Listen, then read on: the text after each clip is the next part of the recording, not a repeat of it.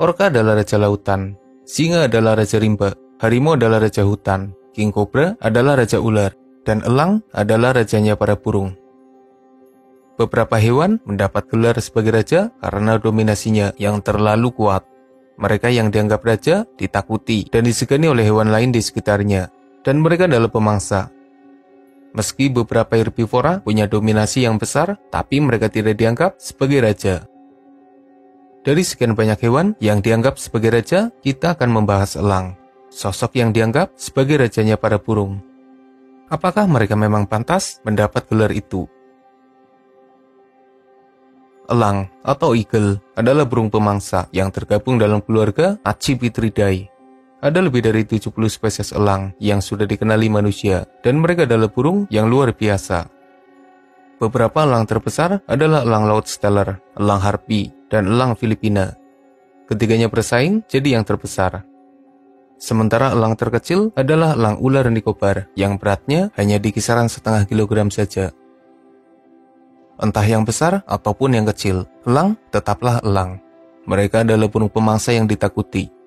Dominasi elang agak mirip seperti para kucing. Elang sendiri harus bersaing dengan banyak burung pemangsa yang ada di sekitarnya. Biasanya, elang harus bertarung dengan hawk, burung hantu, burung falcon, vultur, dan raptor lainnya. Tapi dari berbagai persaingan yang ada, elang terbukti mendominasi. Mereka bisa mengimbangi para pesaingnya dan bahkan menurunkan level mereka. Ada banyak sekali kelebihan yang dimiliki burung elang. Dari penampilannya, mereka adalah sosok yang gagah, tubuhnya kuat, dan punya aura pemangsa puas yang mengintimidasi. Sayapnya lebar dan kuat, membuatnya bisa terbang cepat. Mereka punya akselerasi udara yang luar biasa. Elang sendiri jadi salah satu burung tercepat di udara. Dari senjatanya, elang dibekali dengan senjata alami yang mematikan. Paruhnya tajam, melengkung, dengan ukuran yang pas, membuat mereka bisa mencapik mangsanya dengan mudah. Kakinya kokoh, dengan cakar melengkung yang tajam. Cengkraman kakinya adalah senjata yang mengerikan. Itu seperti cengkraman dengan mata pisau yang siap menusuk korbannya. Elang sendiri punya mata yang sangat tajam. Penglihatannya jadi salah satu yang paling tajam. Mereka bisa mendeteksi mangsa dari jarak 3 km. Jadi tidak heran jika hewan-hewan di daratan akan segera panik ketika ada elang yang mengitarinya di atas udara, karena mereka sudah masuk dalam jangkauan matanya. Selain kemampuan fisik yang luar biasa, elang juga punya berbagai kelebihan lainnya. Meski jadi sosok pengudara, elang adalah perenang yang hebat. Sebagian elang bahkan dikelompokkan sebagai elang laut karena kebiasaannya di sekitar perairan. Mereka bisa berenang dengan baik, dan beberapa punya menu makan utama berupa ikan. Sebagai sosok pemangsa, elang telah terbukti dengan berbagai serangannya. Mereka bisa memburu mangsa dengan berbagai teknik perburuan. Ketika ada mangsa di udara, elang bisa menangkapnya dengan serangan cepat yang mematikan. Ketika ada mangsa di daratan, elang bisa menyergapnya dari udara. Ketika harus memburu mangsa di perairan, elang juga bisa melakukannya dengan sangat baik. Meski biasanya memburu mangsa kecil hingga sedang, tapi dengan kemampuannya yang luar biasa, elang juga diketahui sering memburu mangsa besar, bahkan mangsa yang sebenarnya terlalu besar bagi mereka.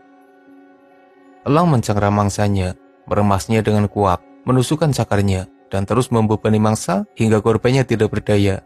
Ketika mangsa mulai melemah, elang mencapiknya dengan paruh yang tajam. Itu adalah serangan brutal yang sangat mematikan.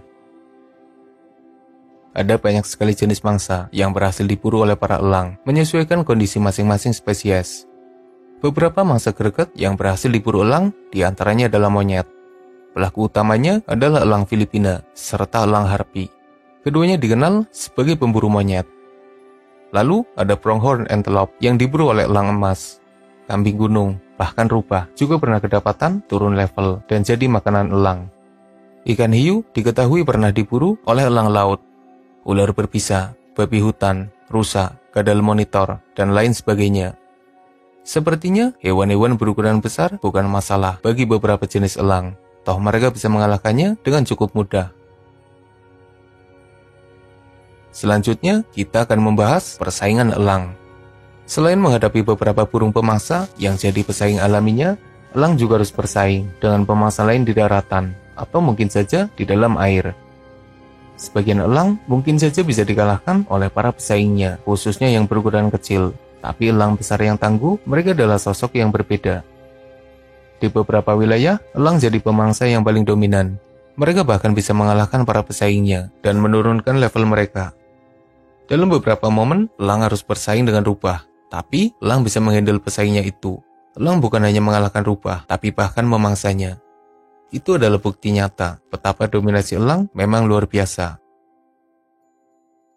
Dalam dunia burung pengudara, hanya ada beberapa pesaing berarti yang lumayan mengimbangi elang.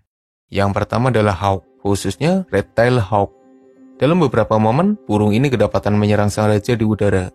Meski peluang menangnya kecil, tapi keberanian hawk ekor merah memang harus diperhitungkan. Selanjutnya ada falcon, khususnya peregrine falcon. Burung tercepat dan bahkan hewan tercepat di bumi. Dalam beberapa momen, falcon kedapatan tengah menyerang elang. Serangan cepat yang sangat merepotkan. Burung hantu juga pernah melakukan serangan pada elang. Berbeda dengan pesaing lain, burung hantu lebih aktif di malam hari, dan ketika gelap, elang dalam kondisi yang tidak maksimal, sehingga serangan burung hantu jadi lebih berbahaya. Selanjutnya ada vultur. Kita bisa membayangkan penyebab gesekan keduanya. Mereka bertarung demi makanan. Beberapa vultur punya ukuran yang lebih besar daripada elang, dan biasanya mereka bersama rombongannya. Beberapa kali, elang harus mengaku kalah dan kehilangan makanannya.